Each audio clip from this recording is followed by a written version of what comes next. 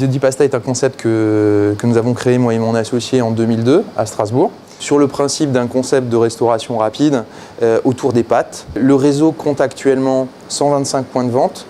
Et The Di Pasta a réalisé en 2010 un chiffre d'affaires consolidé de plus de 40 millions d'euros. Nous sommes présents en Belgique, au Luxembourg, mais aussi en Roumanie, en Slovaquie, à La Réunion. Et en 2010, nous avons signé en fait 2 partenariats, le Mexique et l'Espagne. À titre personnel, j'ai découvert ce qu'était un entrepreneur, et puis j'ai vécu finalement en fait ce que pouvait être un entrepreneur à l'âge de 16-17 ans, où j'avais proposé en fait au petit supermarché de mon village que moi et mes copains en fait nous récoltions les fruits sur les arbres communaux où les fruits n'étaient pas récoltés, et puis d'aller le revendre au petit supermarché du village. Donc ça, c'était finalement la première petite entreprise que j'ai entre guillemets créée.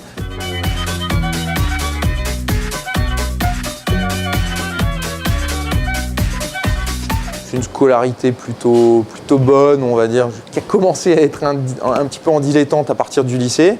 Bon, j'ai malgré tout réussi à avoir mon bac, du premier coup, rattrapage, mais ensuite quelques années de fac pour faire une licence. Là aussi, un petit peu déjà en dilettante parce que j'avais des projets plein la tête, des rêves de commerce, de plein de choses donc, que j'essayais de mener un petit peu parallèlement aux études. Donc, ce qui fait que j'ai pris un peu mon temps.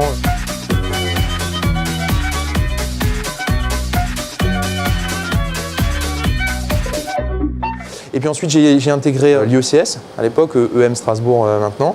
Donc c'était la subdeco de la région. En 2007, finalement, à la sortie de mes études de l'IECS, j'ai tout de suite embrayé sur un projet entrepreneurial. Je m'étais mis en tête de faire du conseil sur de l'optimisation fiscale. Donc j'ai créé une petite société, et puis je me suis lancé avec ma petite mallette et j'ai été toqué aux portes des sociétés de la région. Donc on n'était pas du tout dans le secteur de la pâte. Ça n'a pas marché, ou pas aussi bien que je ne le pensais. Donc après 1 an et demi, je suis rentré dans une voie un petit peu plus traditionnelle. Je suis allé travailler ensuite donc, dans des cabinets d'audit à Luxembourg. Mais j'ai gardé en tête tout le temps le fait que ça n'était que provisoire, que transitoire, et que je reviendrais à la création rapidement. Ce que j'ai fait dès que je l'ai pu, dès que financièrement je l'ai pu.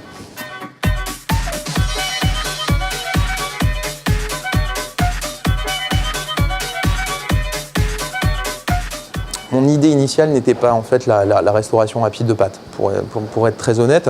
J'avais un autre projet complètement différent, dans un secteur complètement différent. J'ai proposé à mon associé de l'époque, un ami d'enfance, de me rejoindre et puis que l'on crée une structure à Luxembourg. Et un midi, je dois dire que j'ai eu le déclic vraiment en allant manger en fait dans un endroit dans lequel je me rendais assez régulièrement. C'était un traiteur italien qui proposait à ses clients, alors pas dans des cornets, dans des barquettes plus traditionnelles, mais des plats de pâtes fraîches qu'il avait cuisinées en fait le matin même. Et je dois dire que ça a été le déclic. C'était en fin d'année 2001. Et le 31 décembre, soir du Nouvel An, j'ai dit à mon associé, écoute, j'ai vraiment un feeling sur quelque chose de complètement différent que le projet qu'on est en train de travailler. Il faut que je te l'explique, il faut que je te l'explose. Donc il m'a d'abord pris un peu pour un fou puisqu'on avait travaillé pendant 4 mois sur quelque chose de complètement différent. Et puis finalement, j'ai réussi à le convaincre, il m'a accompagné, puis on est allé très rapidement puis pour créer de toutes pièces en fait ce concept de restauration rapide sur les pâtes.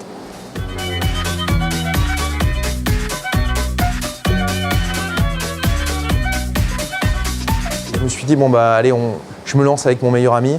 Ça va être une aventure humaine formidable. Puis c'est quelque chose que j'ai conservé après, puisque en fait j'ai embauché plein de mes copains. Donc dans mon entreprise travaillent mon ex-femme, mes meilleurs amis. J'ai presque plus d'amis qui ne travaillent pas pour moi.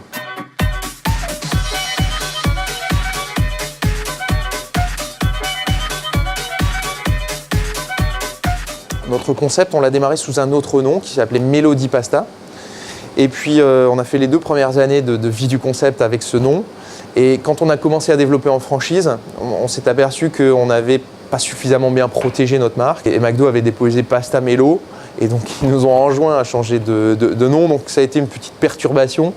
Et finalement, on a trouvé Mezzo un petit peu par hasard. Et puis on s'est approprié ensuite ce nom et on a développé sous Mezzo.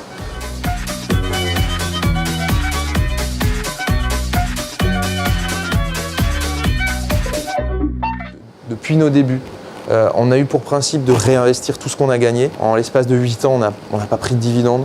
C'est-à-dire que chaque fois que nos entreprises, nos sociétés, nos restaurants ont fait du résultat, et heureusement ça a été souvent, ça nous a permis de nous développer, on a réinvesti l'argent en fait, dans la société. Réinvestir ce qu'on gagne dans son entreprise, c'est à mon sens quelque chose de prépondérant si on veut un développement dans le long terme.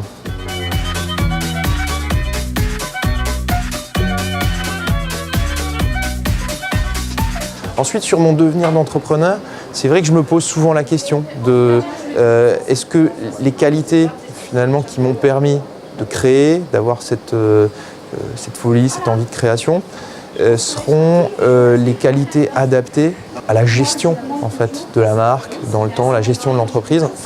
J'en suis pas sûr. Et je pense que quand je serai plus à la hauteur de la tâche, ce qui peut arriver, mes associés, mes actionnaires seront là pour me le dire.